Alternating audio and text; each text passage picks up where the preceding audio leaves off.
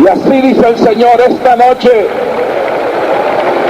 noche comienza el derramamiento de mi espíritu en forma sobrenatural en esta plaza.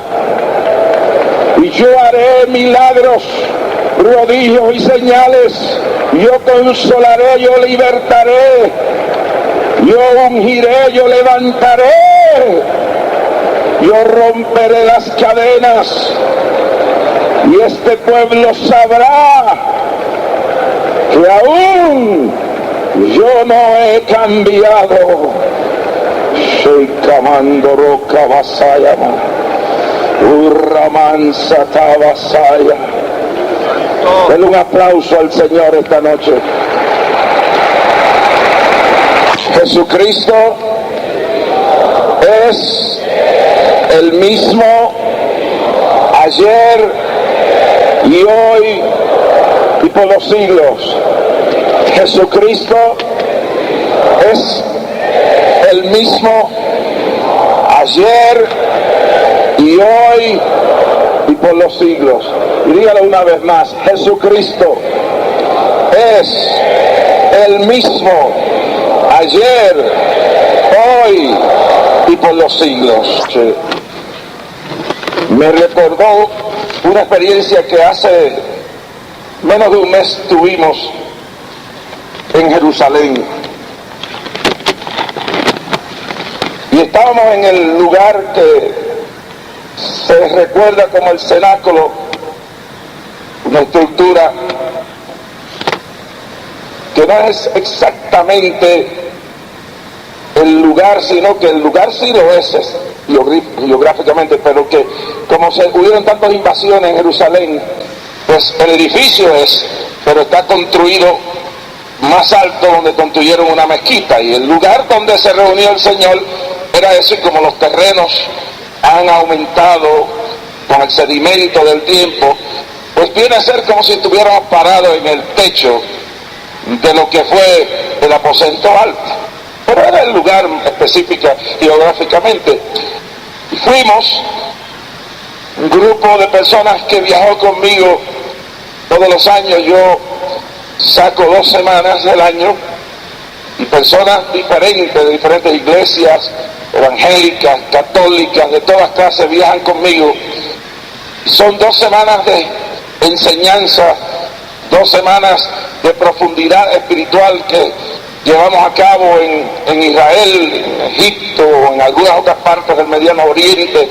Siempre terminamos o empezamos en Israel, y este año fuimos a Egipto, y luego de viajar por la parte superior del Nilo y en el Sahara, bajamos a Israel, llegamos a Jerusalén y estábamos en el aposento alto, el lugar que se reconoce como el aposento alto. Y todo ese grupo de decenas de personas que andaban conmigo empezaron a adorar a Dios espontáneamente en aquel sitio, y empezaron a adorar y adorar, y toda esa multitud congregada adorando, empezamos a cantar coros que salían del alma, y empezó a bajar la unción del Espíritu. Y yo cerré mis ojos y levanté las manos en alto, y de momento dicen, yo no lo vi, pero todo el auditorio que estaba allá adentro, turistas que entraron con sus cámaras y todo, se sorprendieron cuando por uno de los boquetes del aposento alto entró una hermosa paloma blanca y sobrevoló mi cabeza, y luego desapareció por otra salida.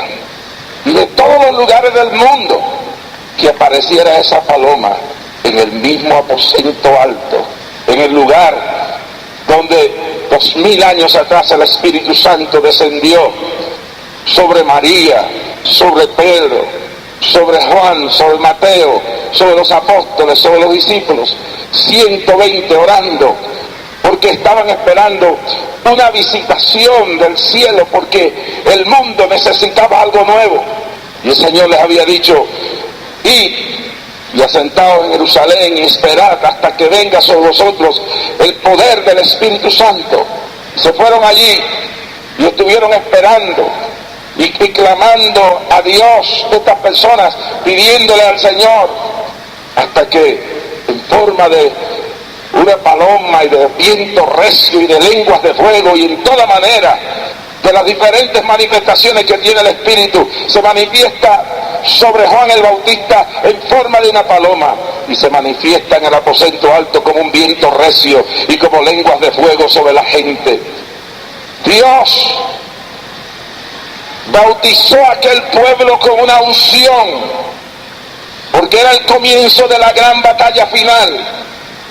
Jesús entendía que allí comenzaba la batalla final por la historia de la humanidad y por las almas de la humanidad antes de venir el tiempo del fin. Y se necesitaba en aquel momento que se cumpliera la profecía de Joel: sobre vosotros en los últimos días se derramará la lluvia temprana y tardía, porque se aproximaba la batalla final, comenzaba la batalla final. Y ese pueblo esperó esa unción, esa visitación del Espíritu Santo, y dentro de esa realidad, lo que Jesús dijo entonces, antes de ascender, se cumplió. Y en aquel aposento alto, en lenguas de fuego y en viento recio, y estremeciendo el lugar, la unción bajó. La unción que capacitó entonces a Pedro para que pudiera caminar por las calles y su sombra se posara sobre los enfermos y los enfermos se levantaran. Que los sudarios de los apóstoles pudieran ser llevados a los que estaban con lepra y con ceguera y con demonios y fueran libres. Que los demonios no resistiesen la autoridad de los siervos de Dios. Las autoridades de las tinieblas tuvieran que sujetarse a la autoridad de los que habían sido elegidos y llamados a ese ministerio final. Y se cumplió en ellos esa realidad.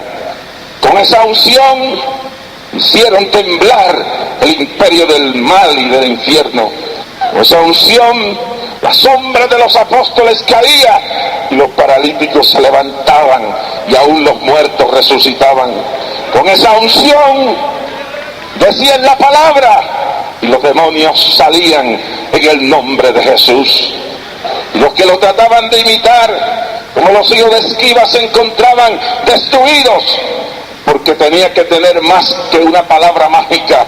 Junto con el nombre de Jesús había que tener la unción del Espíritu, había que tener la autoridad de la vida profunda con esa realidad espiritual del Señor. Y ese pueblo se preparó, esa unción los preparó, esa unción los preparó para el comienzo de una batalla, para liberar los cautivos, para sanar los enfermos, para en el día mismo que comienza la unción, miles aceptar el Evangelio y dejar las tradiciones de la religión muerta a un lado y entrar en la dimensión de la libertad espiritual. Esa unción los preparó para llevar el Evangelio a los lugares más remotos del mundo de aquel entonces. Esa unción los preparó para convivir juntos. Los preparó para que tuvieran en común las cosas y se amaran los unos a los otros. Esa unción los preparó no solo para la tarea que venía, sino para la persecución que venía. Y sin esa unción no hubieran podido resistir la guerra tan terrible que en el imperio se levantó, donde los apóstoles fueron encarcelados, donde Pablo fue llevado en cadenas hacia Roma, donde Pedro más luego muere y es crucificado con los pies para arriba y la cabeza para abajo, donde Esteban es apedreado a muerte, donde Santiago es asesinado, tirado desde un balcón y luego apaleado en las calles del lugar donde lo han asesinado. Es esa iglesia la que, preparada con la unción, se dispuso no solamente a ver milagros, prodigios y señales, sino que se dispuso no solamente a predicar el Evangelio, sino a padecer la persecución que venía, la persecución que se aproximaba. Y en esa unción, con esa unción no solamente taparon la boca de los leones, con esa unción no solamente resucitaron muertos, Con esa unción no solamente levantaron paralíticos, con esa unción no solamente se transformaron vidas, con esa unción se resistió la hora de la prueba. Y cuando vinieron las pruebas, y cuando vinieron las persecuciones, y cuando vinieron las luchas, y cuando fueron llevados a los calabozos del imperio de Roma, y cuando fueron usados sus cuerpos para iluminar en hogueras a grandes incendiarios del odio y de la maldad, sus cuerpos incendiados por ese odio del imperio, resistieron en las hogueras, resistieron en los circos. Y cuando yo veo esta plaza de toro, semejante al circo de Roma, semejante al lugar donde no se jugaba con toros ni se mataba toros, donde se entraba en este redondel a los creyentes para ser devorados por los leones, para ser devorados por las fieras, para ser devorados por la muerte, por los galeones destruidos y descuartizados. Y cuando veo este circo de toros, recuerdo esa realidad, que en un sitio semejante a este en Roma y a través del imperio, esos creyentes, bajo esa unción que habían recibido desde el día de Pentecostés, tenían que bajar a enfrentarse a la muerte, al fuego de la hoguera y al tormento, pero estaban preparados porque tenían la unción del Espíritu Santo para resistir en el día malo. Oh gloria, oh gloria, oh gloria. Cuando miro eso, entiendo algo, comprendo algo esta noche. Si en el día de hoy, ¿dónde está el tema? Ya llegaremos, no se preocupe. Si en el día de hoy hay tanto descarriado en esta ciudad, porque el problema ahora de Bogotá no es simplemente el de alcanzar a los miles o millones que no conocen al Señor. El problema ahora es alcanzar entre esos a miles, cientos de miles, que no están aquí, que no conocen la felicidad y la paz, porque habiendo conocido a Jesús, se apartaron, se fueron atrás. Y hoy Bogotá, como las grandes capitales del mundo, sus cantinas, sus discotecas, sus burdeles, sus antros de perdición, sus fosas de doctrinas falsas,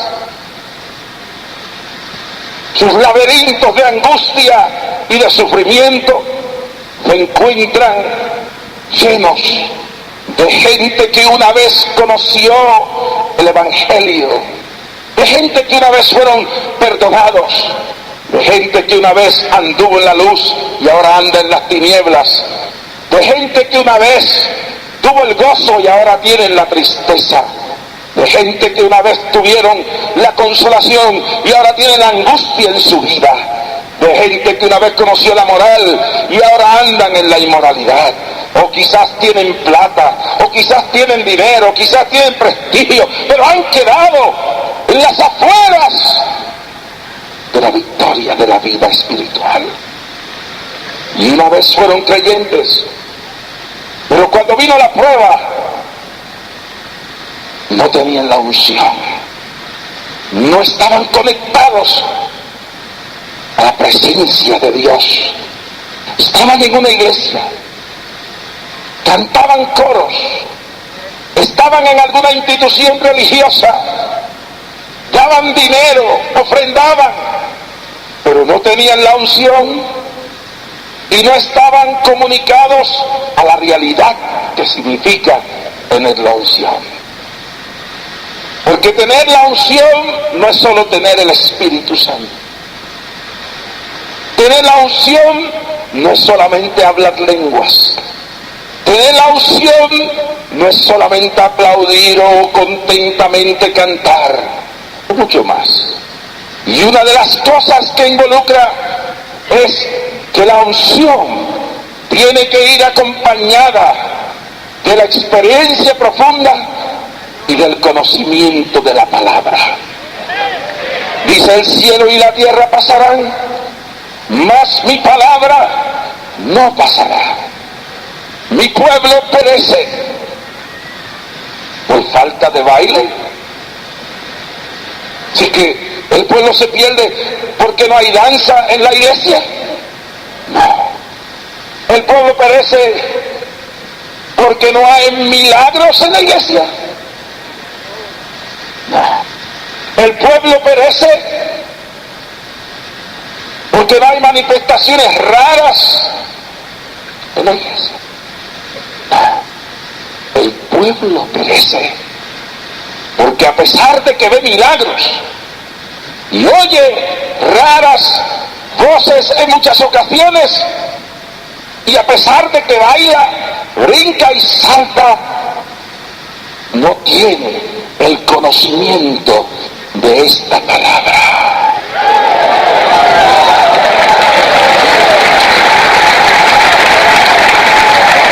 Ah, pero, por hombre,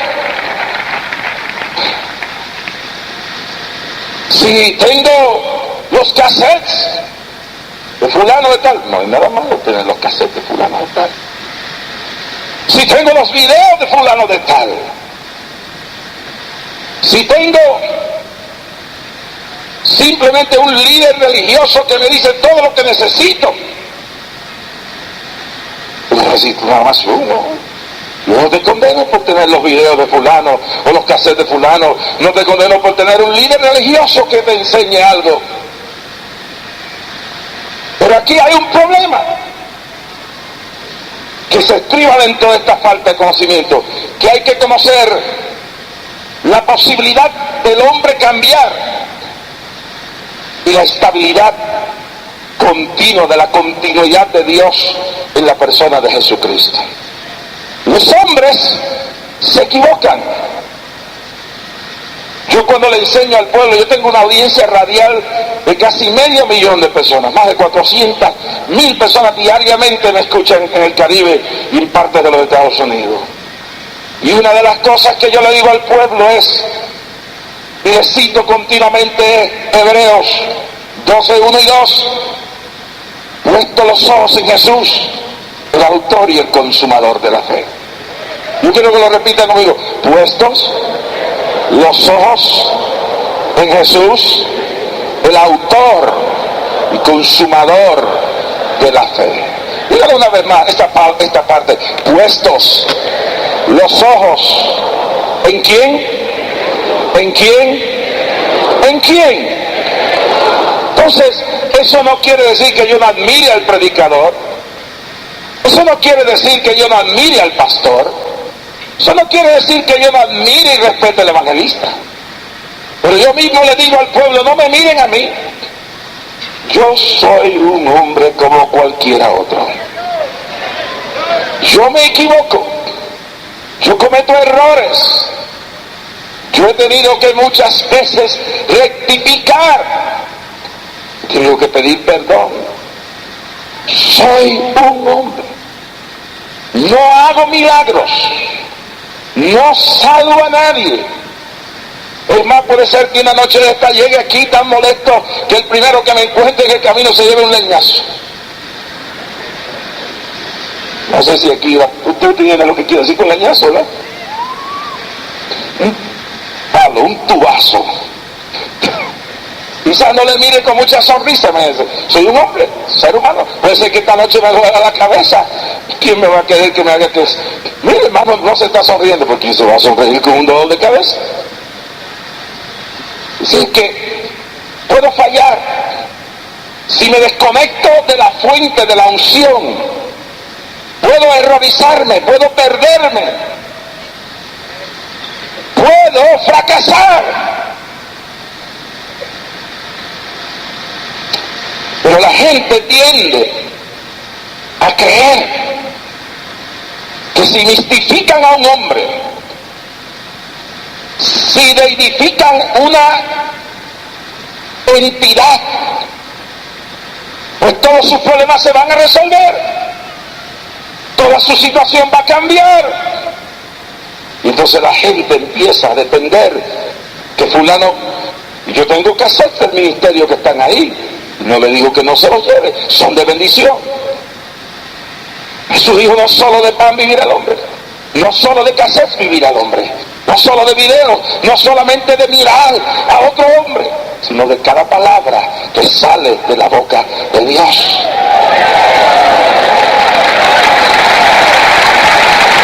Oh,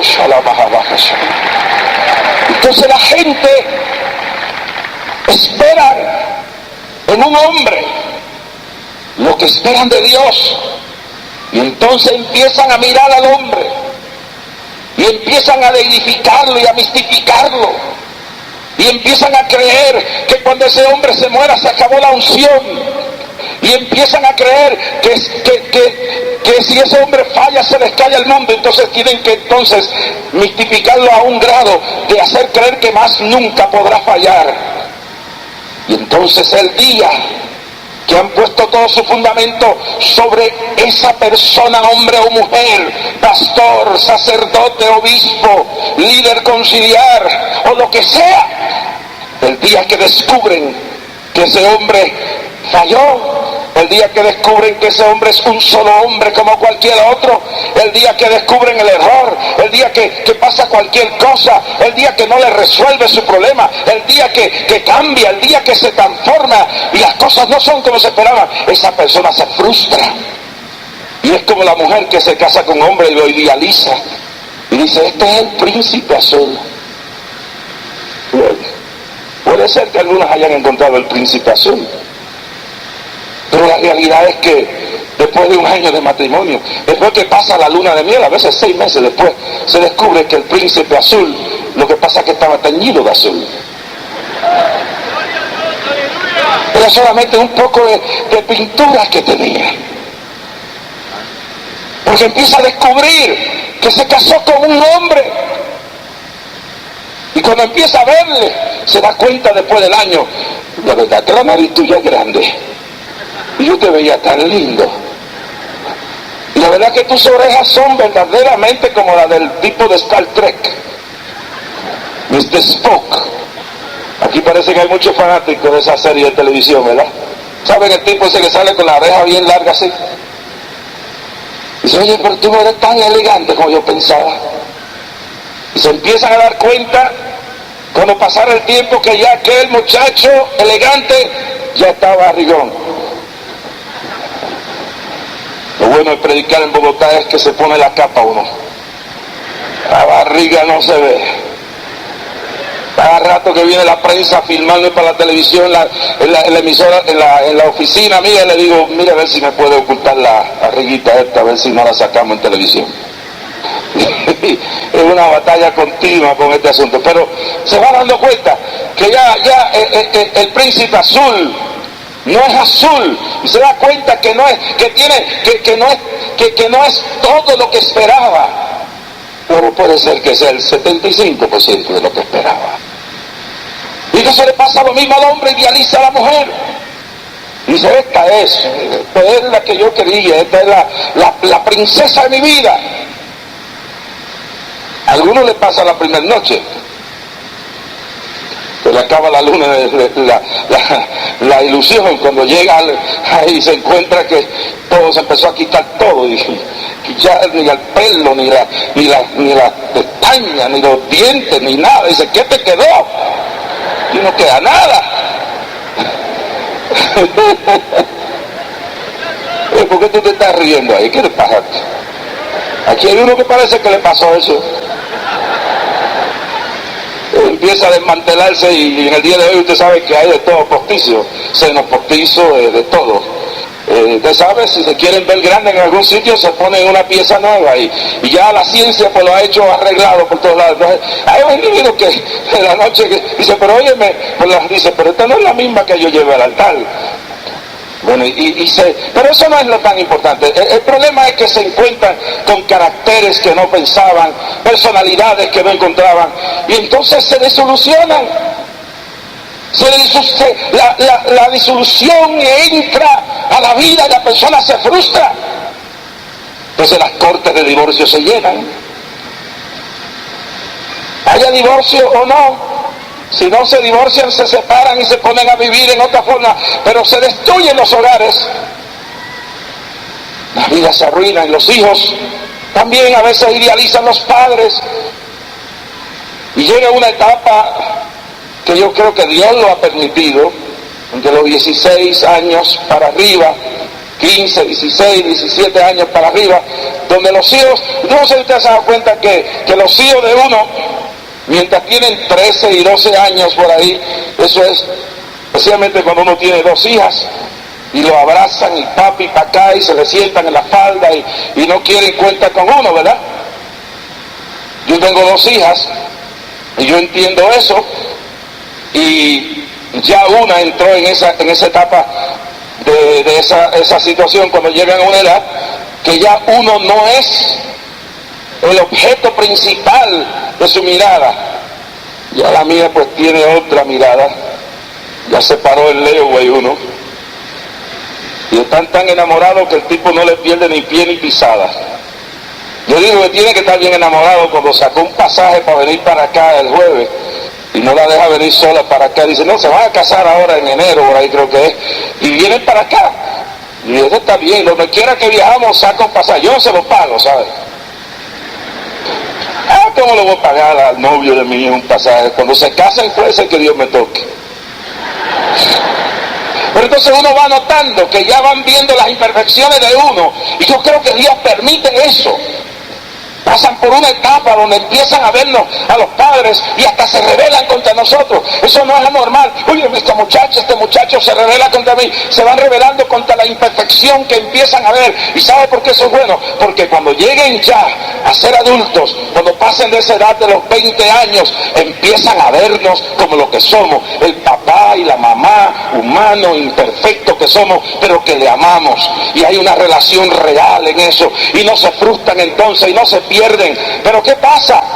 Pasa con la gente, hermano, que cuando no entran en esa realidad de la vida, se frustran.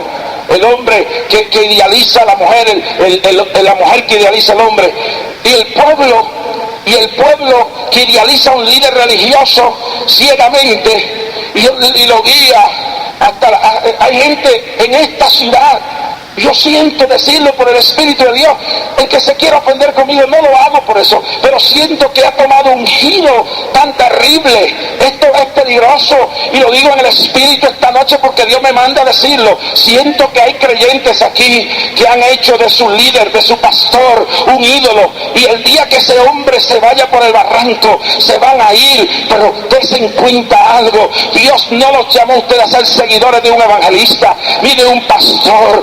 Dios los llamó a ustedes a ser seguidores del eterno, de Jesucristo, que es el mismo ayer, hoy, por los siglos.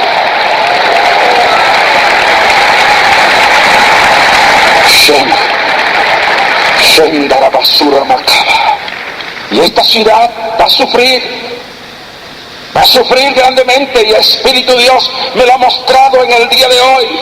Sin lugar a duda, van a haber escándalos que van a sacudir los fundamentos del Evangelio. Pastores que me oyen, se van a tener que preparar porque vienen escándalos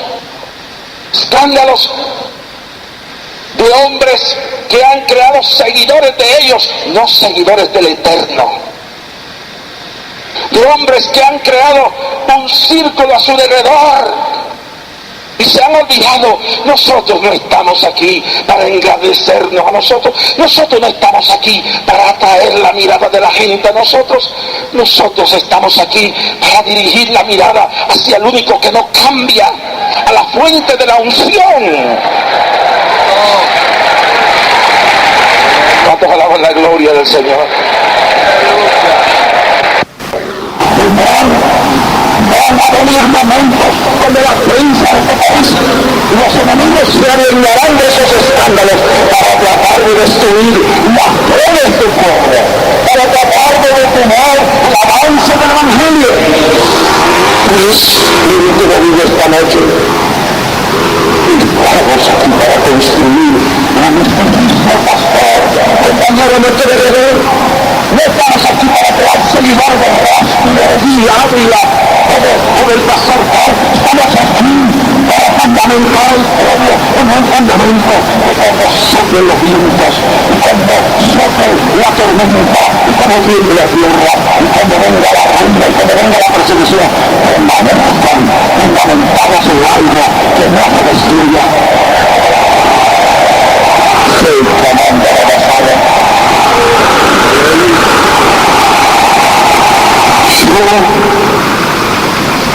Y yo aquí públicamente, no me miren a mí. Yo puedo fallar. Yo puedo fracasar. No miren al pastor.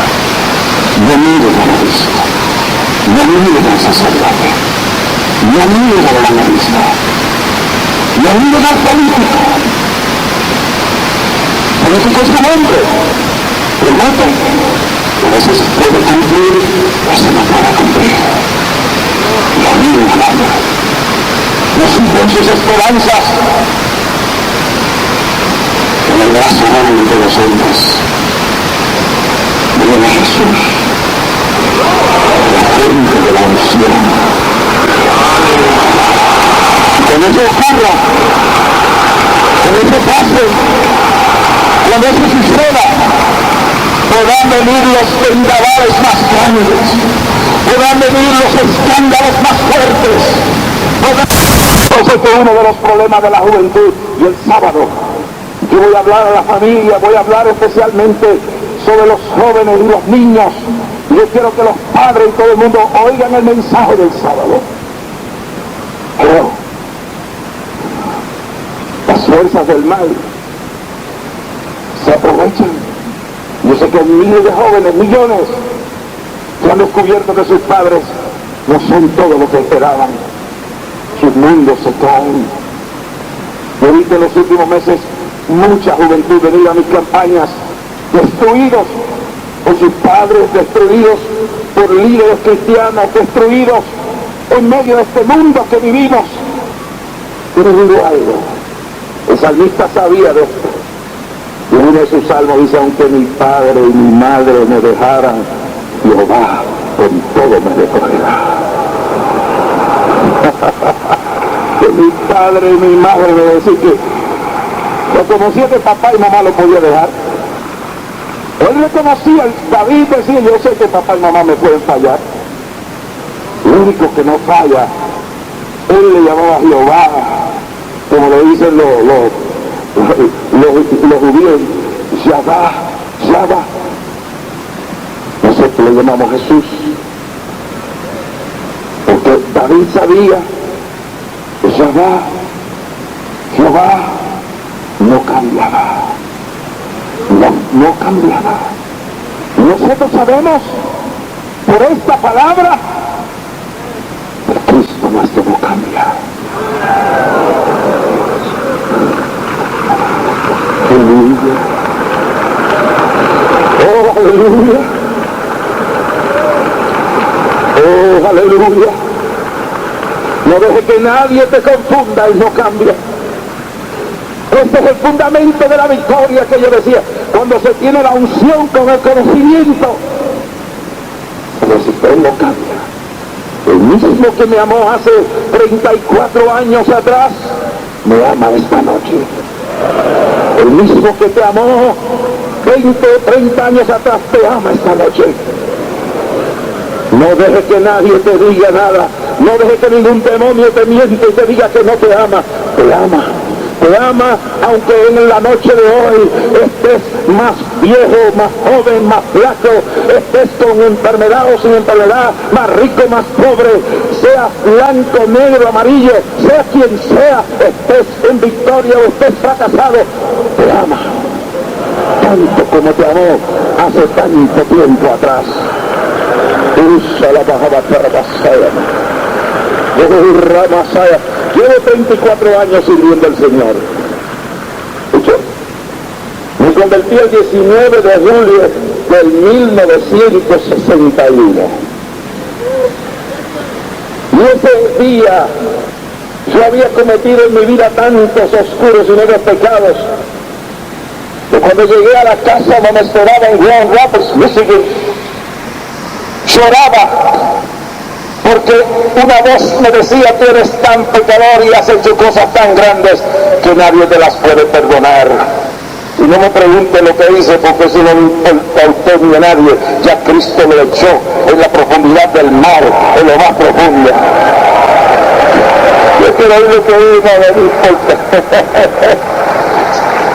Yo creía que no había perdón para mi alma, yo creía que no había perdón. Y esa noche, un humilde hombre, que hace unos meses atrás lo pude encontrar de nuevo, el dueño de esa casa me dijo: Leslie, en el nombre del Señor han sido perdonados tus pecados, ya todo está olvidado. Y esa voz que te dice que Dios no te ama es la voz del diablo. Y yo digo: bueno, aquí comienza la batalla. Y 34 años después, esta noche, la batalla que he tenido día a día es una fuerza sobrenatural, día tras día, tratando de decirme, de probarme cada día que Dios no me ama. Y yo he encontrado que cuando la persona se olvida de que Dios lo ama, no importa lo que haya pasado, y que no cambia su amor hacia Él, es un vencedor. Y he encontrado que toda la base de la ruina que Satanás quiere traer para la gente es enseñarle, crearle en la mente: Dios no te ama, Dios es responsable de tu situación, Dios es responsable de tu fracaso, Dios es responsable de tu pecado, Dios es responsable de tu dolor. Es decir, fue lo mismo que le dijo a Eva a través de la serpiente, con que Dios ha dicho: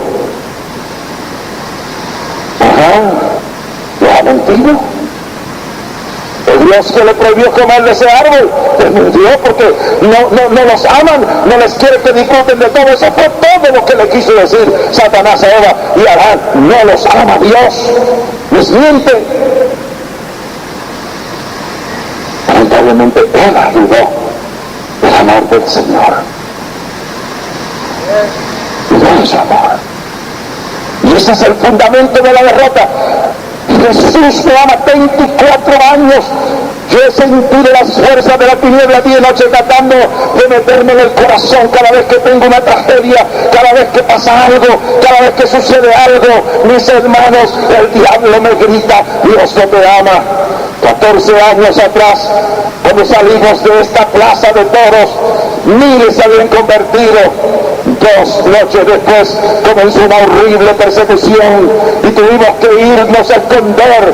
Salimos después de una victoria enorme, salimos humillados de este país, y el diablo me gritaba en las noches: Dios te falló, Dios te falló. Y un día sentado en mi escritorio entró un impío, un pagano que no conoce a Dios, uno de estos New Yorkers criados en los Estados Unidos, que habla el español y el inglés mezclado, y me dice: lo veo muy triste, ¿qué pasando? Estoy un poco triste, no puedo volver a Colombia con no sé cuándo, y hay tanta gente que ha levantado la voz para decir tanta basura y tanta cosa. Entonces me dice: pero reverendo Rasky, yo no soy evangélico, pero usted terminó la campaña. Sí, la terminé. ¿Cuánta gente? Oh, aquel día, miles en la calle, miles adentro. ¿Y cuántos se convirtieron? Miles. Y miren, milagros, sí, muchos milagros. Y se me quedó mirando aquella piedra. Dice: ¿qué esperando usted después de darle una perla tan grande a Satanás, que el diablo no le diera para atrás?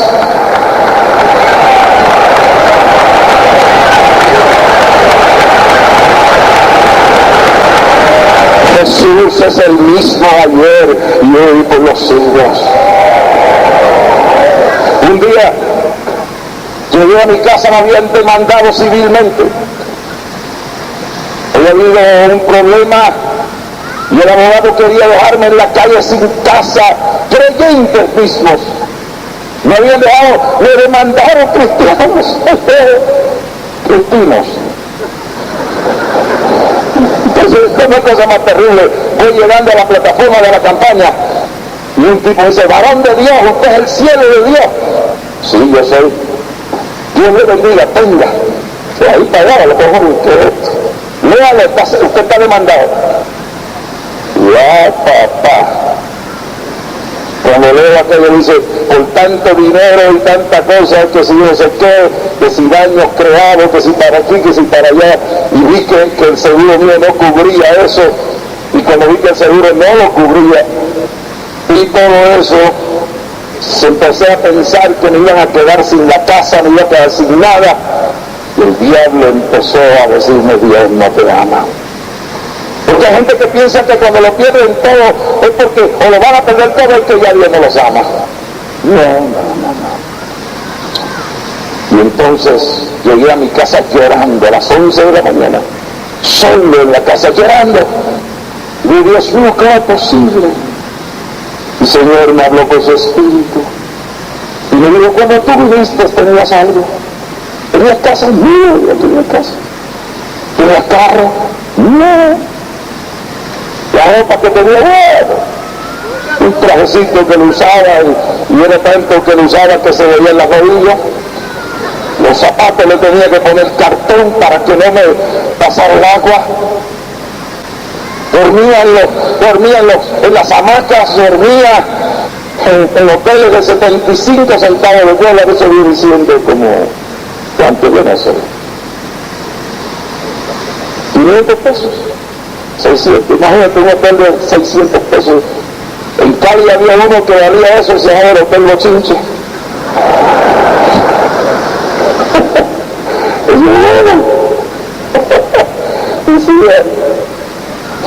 Y ahora te he llevado a sitios que nunca pensaste, te he dado todo esto. Y si alguien te lo quita, no te quita nada porque no tenías nada.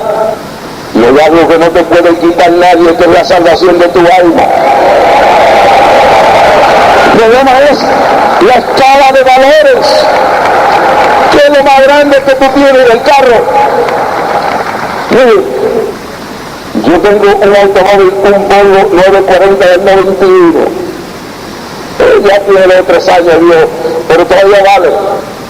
Y cuando llegué aquí el sábado me llamaron y me dijeron, tu esposa lo barató. Se le metió un carro al frente y el carro se lo llevaron en grúa, está hecho pedazos. Le pregunté, ¿mi esposa está bien? Está bien. El carro es lata, basura, Dios me da otra. Cuando vine para acá, tenía una amenaza de embargo sobre una de las emisoras del ministerio. ¿Y sabe lo que le dije al contable? Llama al hombre este y dile que si quiere embargarla, que la embargue. Yo vine a este mundo sin casa, vine a este mundo sin ropa, vine a este mundo sin fama, vine a este mundo sin dinero, vine a este mundo sin nada, sin casa, ni carro, ni nada. Vine a este mundo nada más que con este cuerpo y esta alma. Y mientras Dios me protege el alma, no habrá diablo, no habrá demonio que me haga creer que Dios no me ama, porque todo esto se pierde, las riquezas se pierden. De que él aprovechar al hombre si ganara el mundo, pero al fin perdiere su alma. Todo esto se pierde, lo único que se retiene es la salvación del alma, y eso no hay diablo que me lo pueda quitar, eso no hay demonio que me lo pueda quitar, eso no hay hoguera que me lo pueda quemar, eso no hay nada. Pablo dice, antes en todas estas cosas somos más que vencedores por medio de aquel que nos amó, y no habrá nada, ni la muerte, ni la vida, ni lo alto, ni lo bajo, ni principado, ni potestades, ni el hambre, ni el sufrimiento, nada que nos pueda apartar del amor de Dios que es en Cristo Jesús, Señor nuestro. Yo quiero añadir algo más esta noche. 1980 fui a El Salvador. Me amenazaron de muerte. Sentí la muerte más de una vez en medio de la guerra. Pero en esa experiencia fundamenté algo. Una noche sentía, después de la campaña, toda la ciudad de San Salvador, el país estaba al borde de un confrontamiento, habían peleas con la guerrilla por donde quiera. Por la tarde me llamaron al Palacio Presidencial para orar por el personal. Mientras yo hablaba, una bomba cayó y la gente agarrando metralletas y corriendo de un lado para otro. Y yo estaba predicando eso del Salmo 23, verso 4. Y era un momento que cuando yo decía, aunque ando en valle de sombra de muerte, no tendré mal alguno, me estaba predicando a mí mismo. Y cuando salí de allí, del patio del Palacio Presidencial en San Salvador, un hombre prominente que seguía prácticamente más o menos la vicepresidencia del país me llamó, me dijo: reverendo, quiero hablar con usted, necesito hablar con usted. Y la situación era tan terrible que se estaba esperando un ataque de la guerrilla y un ataque de la derecha, y estaban vaciando los archivos y estaban corre y corre, y yo me iba al día siguiente y aquel hombre me dice: necesito hablar con usted.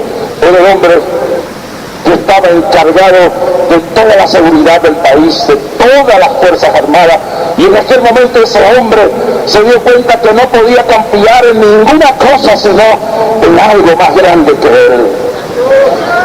Y yo digo: bueno, yo me voy mañana porque está caliente aquí, pero me quedo. Y entonces el domingo llegamos a esta casa rodeada de tropas, de cañones, de cosas, y empezamos a hablar. Y a la medida de 45 minutos de hablar, una bomba explotó. Y en ese momento la luz eléctrica se fue. Y cuando la luz eléctrica se fue, mis amados hermanos, yo vio que todo el mundo cayó de rodillas. Y aquel hombre que era un militar cayó de rodillas, y los militares que estaban, y los políticos que estaban, y la gente que estaba en la oscuridad, todo el mundo cayó de rodillas, y se oían llanto, y se oía gente pidiéndole al Dios eterno la misericordia. Pero lo que yo le quiero decir es, hermano, en medio de todo eso, yo llegué a sentir la muerte. Llamé a mi esposa para despedirme, y mis hijas, pero vino sobre mí en ese cuarto mientras la bomba explotó y todo se fue en oscuridad, y rodeado de hombres que dirigían todo el país ahí llorando, sentí algo. Si Dios nos ama, ni la muerte nos puede separar de la victoria. La victoria. Vino la luz, y uno de los que estaba, un coronel, bajo su rostro, dijo: yo quiero aceptar a ese Cristo. Guerrilleros aceptaron al Señor. ¿Sabe por qué?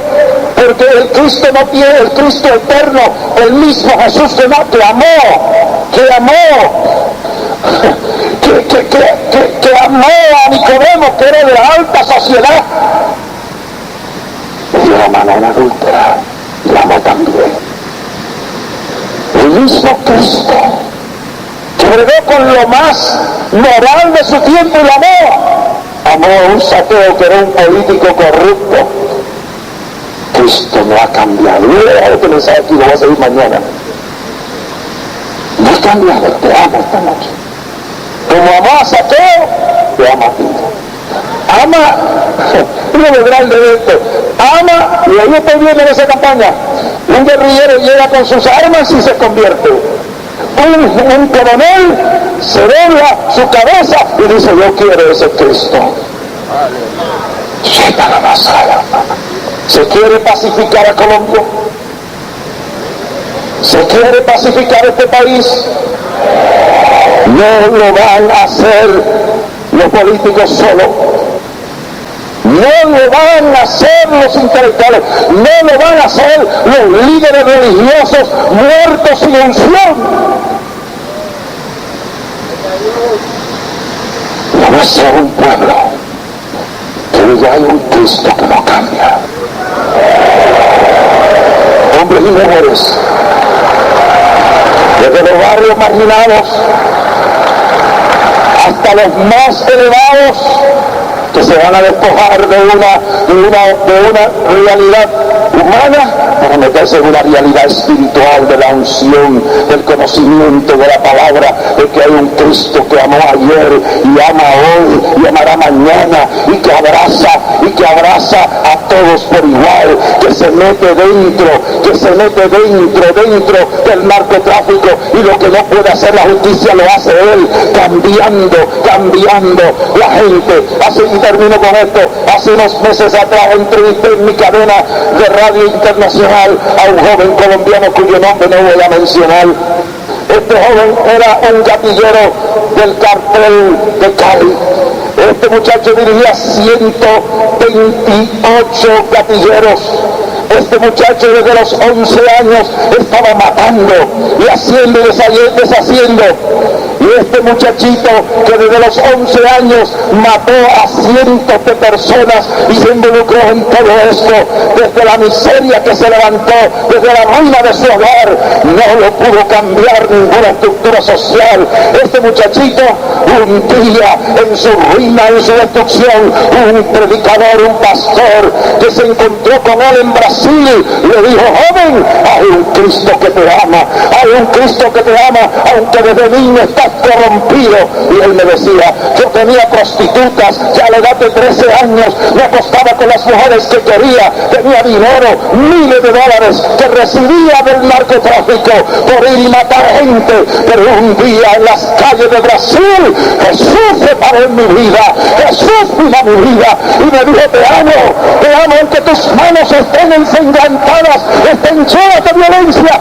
Yo quiero pacificar este pueblo, dice el Señor, pero me tienen que dar una puerta abierta, y es la iglesia la que tiene que buscar la unción y demostrar que Cristo ama a todos los colombianos, que Cristo ama a este pueblo, que Cristo los ama sin importarle su condición social, económica o moral. Póngase de pie el pueblo conmigo esta noche. Aleluya.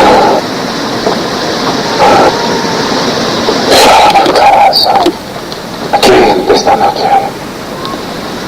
¿Qué gente esta noche? Piensan que Dios no los ama. Aquí hay gente que piensa y están desechados. Yo no quiero que nadie nos venga a contar su vida aquí. Yo no quiero que nadie me cuente cuántos adulterios ha cometido, cuántos atropellos, cuántos crímenes ha cometido. No me interesa.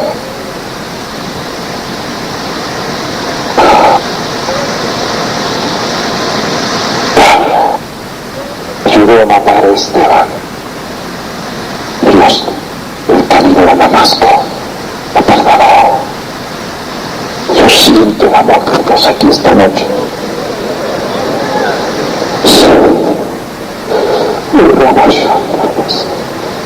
Lo siento.